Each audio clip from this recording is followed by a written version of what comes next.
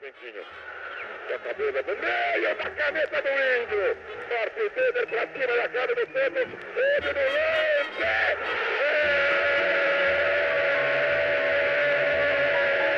Da Portuguesa!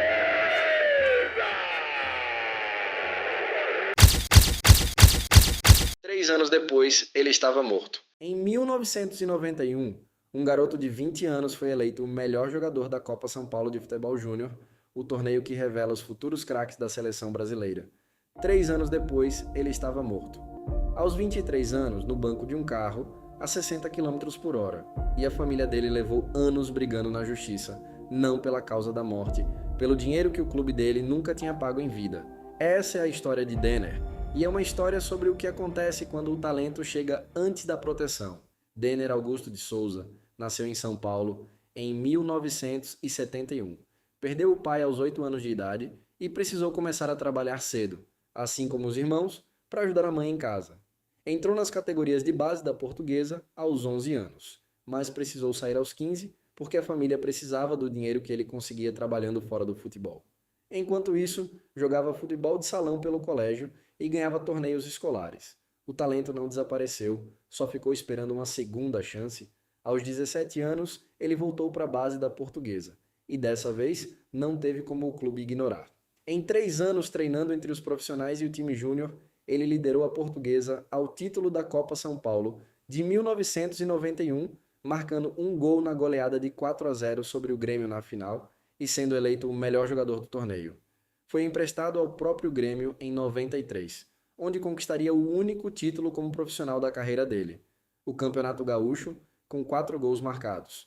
No ano seguinte, foi emprestado ao Vasco, onde teve atuações de destaque e foi campeão da Taça Guanabara. Chegou a jogar 2 vezes pela seleção brasileira, convocado por Paulo Roberto Falcão, e tinha uma transferência praticamente fechada para o futebol alemão, para o Stuttgart. Aos 23 anos, Denner tinha tudo pela frente. Só que por trás dos títulos, existia um problema que a torcida nunca soube.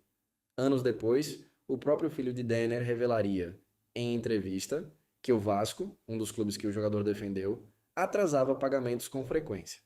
A mãe dele, viúva, precisava ir pessoalmente ao clube implorar pelo dinheiro que era devido. E quando finalmente pagavam, muitas vezes o valor vinha errado, um jogador da seleção brasileira com transferência para a Europa praticamente assinada, cuja família ainda precisava implorar por salário atrasado. Esse é o retrato real do futebol brasileiro dos anos 90, mesmo para os talentos que chegavam ao topo. Em 19 de abril de 1994, pouco mais de 2 semanas depois de conquistar a Taça Guanabara pelo Vasco, Denner estava no Rio de Janeiro. Ia ser o último grande craque da história da Portuguesa.